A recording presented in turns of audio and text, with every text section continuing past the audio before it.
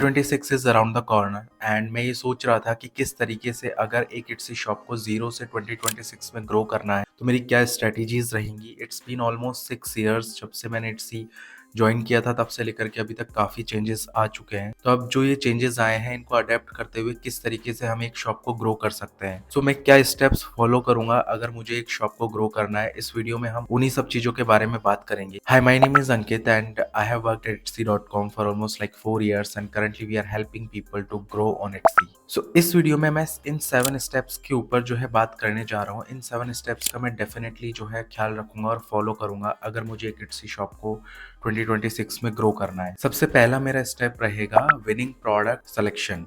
मतलब मैं जो भी प्रोडक्ट बना रहा हूँ, चाहे फिजिकल प्रोडक्ट में बना रहा हूँ या डिजिटल प्रोडक्ट की मैं शॉप ओपन करना चाहता हूँ, मैं देखूंगा कि मैं मेरी जो कैटेगरी है, प्रोडक्ट कैटेगरी है, जो प्रोडक्ट्स मैं क्रिएट कर रहा हूँ, उन प्रोडक्ट्स के अंदर वो कौन से प्रोडक्ट हैं जिनकी डिमांड बहुत ज़्यादा है और सप्लाई कम है। मतलब कि सेल आने के चांसेस किन प्रोडक्ट्स के ऊपर सबसे ज़्यादा है। क्योंकि अगर मैं ऐसे प्रोडक्ट फिगर आउट करता हूँ जो कि विनिंग प्रोडक्ट है, मतलब ट्रेंडिंग प्रोडक्ट है, जिनकी डिमांड ज़्यादा है, कंपटीशन कम है, तो एक तो मेरे सेल आने के चांसेस ज़्यादा है और मैं कम टाइम में अच्छी ग्रोथ जो है इट्सी पे अचीव कर लेता हूँ। नंबर 1 मिस्टेक ही ये रहती है, जो बिगिनर्स होते हैं उन्हें आइडिया नहीं होता है कि कौन से प्रोडक्ट्स जो है वो विनिंग प्रोडक्ट्स है, ट्रेंडिंग प्रोडक्ट है, एंड वो कुछ भी आकर के रैंडमली लिस्ट करते हैं। इस चीज़ से जो है उनका स्टोर तो डेड होता ही है, उनको सेल भी नहीं आती है और देन फिर वो डिमोटिवेट हो जाते हैं। सो बेसिकली मेरा सबसे पहला स्टेप रहेगा जो विनिंग प्रोडक्ट है वो रिसर्च करना एंड उन प्रोडक्ट के साथ में अपनी शॉप में जो है लिस्टिंग करना स्टार्ट करना। स्टेप नंबर 2 रहेगा कंपटीशन एनालिसिस।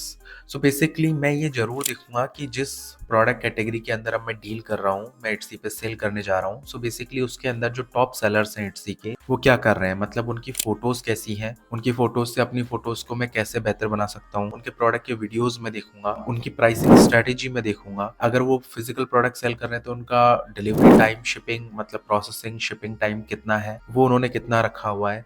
मैं उनके रिव्यूज भी देखूंगा कि जिससे कि मैं अपने प्रोडक्ट को उनके प्रोडक्ट से और भी बेहतर बना सकूं। सो बेसिकली ये स्टेप्स जो है वो मैं डेफिनेटली फॉलो करूंगा ताकि मैं अपनी शॉप को जो है बहुत कम टाइम में बहुत अच्छे लेवल पर लेके जा सकूं। स्टेप नंबर 3 है लिस्टिंग ऑप्टिमाइजेशन। सी, अगर आज मैं अच्छे से सर्च इंजन ऑप्टिमाइजेशन नहीं करूंगा अपने प्रोडक्ट्स का, अपनी लिस्टिंग्स का, तो मेरा प्रोडक्ट जो है वो सर्च रिजल्ट में रैंक ही नहीं करेगा। जब कोई भी प्रोडक्ट हम इट्सी पे लिस्ट करते हैं तो उसके एसईओ के अंदर टाइटल, टैग्स, डिस्क्रिप्शन का सबसे क्रूशियल रोल होता है और उसमें भी जो आपके टाइटल और टैग्स हो गए वो बहुत इंपॉर्टेंट होता है। डिस्क्रिप्शन भी आपको लाइक इंपॉर्टेंट होता है, बट डिस्क्रिप्शन का एसईओ के अंदर डायरेक्टली उतना इम्पैक्ट नहीं होता है, लेकिन डिस्क्रिप्शन जो है आपको कन्वर्जन लाने में हेल्प करता है, मतलब सेल्स अचीव करने में हेल्प करता है। सो पहले मैं टाइटल के अंदर कोशिश करूंगा कि मैं जो मेन इंपॉर्टेंट कीवर्ड्स हैं वो स्टार्टिंग के 30 to 40 कैरेक्टर के अंदर जो है अपने मेन कीवर्ड्स रखूं, जिससे कि मेरा प्रोडक्ट सर्च में जाए। टाइटल को मैं शॉर्ट और क्लियर रखूं,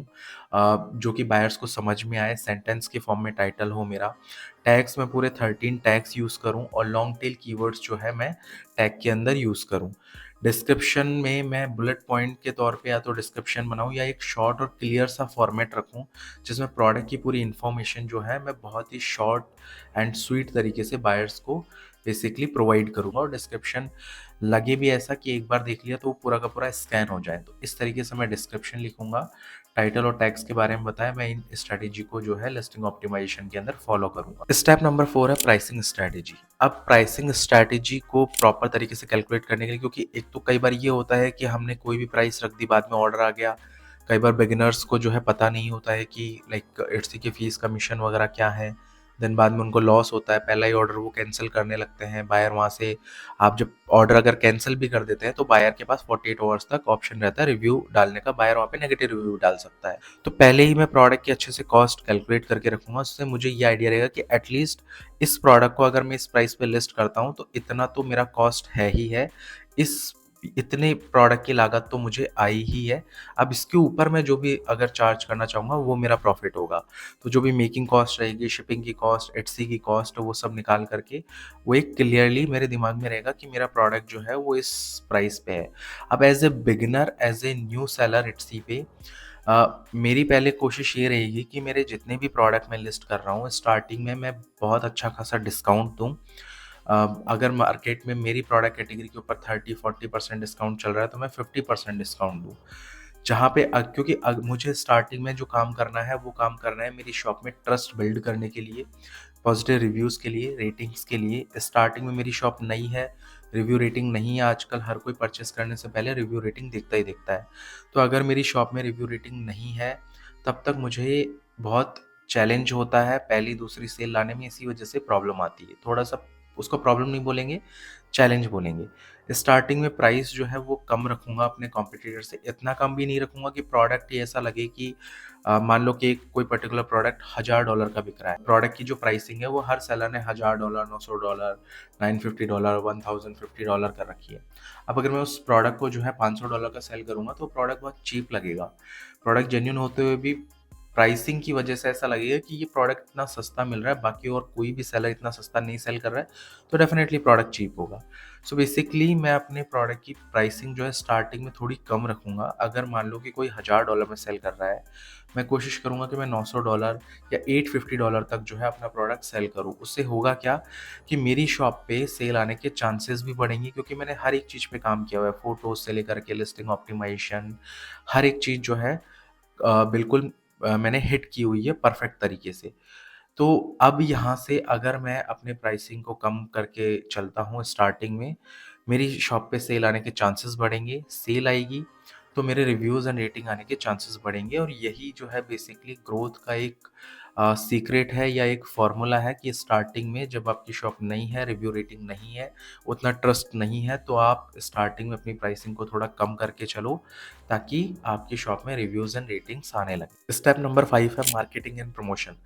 सो अब क्योंकि मैंने सारा काम जो है इट्सी पे अभी तक जो लिस्टिंग्स मैंने बनाई है वो बहुत अच्छे तरीके से रिसर्च करके बनाई है। तो अब इसका मतलब ये हुआ कि मेरे लिए ईज़ी है, अब मैं इट्सी एड्स भी स्टार्ट करने के लिए रेडी हूँ। मैं इट्सी एड्स डेफ़िनेटली स्टार्ट करूँगा। अब यहाँ पे मैं मान के चलता हूँ, कुछ सेलर्स होते हैं जिनका बजट बहुत अच्छा होता है इट्सी एड्स स्टार्ट करने का, बट मेरे पास में बजट बहुत टाइट है, बहुत कम बजट है, तो मैं $3 से या 5 के अराउंड में जो है अपना इट्सी एड्स स्टार्ट करूँगा। धीरे-धीरे मैं इट्सी एड्स को ट्रैक भी करूँगा कि मेरी कौन सी लिस्टिंग जो है परफ़ॉर्म कर रही है, कौन सी लिस्टिंग मेरी परफ़ॉर्म नहीं कर रही है।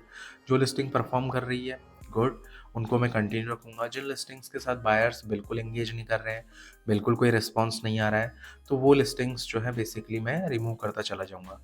तो इस तरीके से मैं अपने इट्सी एड्स को भी प्रॉफ़िटेबल बनाऊँगा। अगर मेरे कुछ ऐसे प्रोडक्ट्स हैं जो कि फ़िज़िकल प्रोडक्ट्स हैं, जो रेडी हैं, तो मैं उनकी सोशल मीडिया के थ्रू भी मार्केटिंग करूँगा।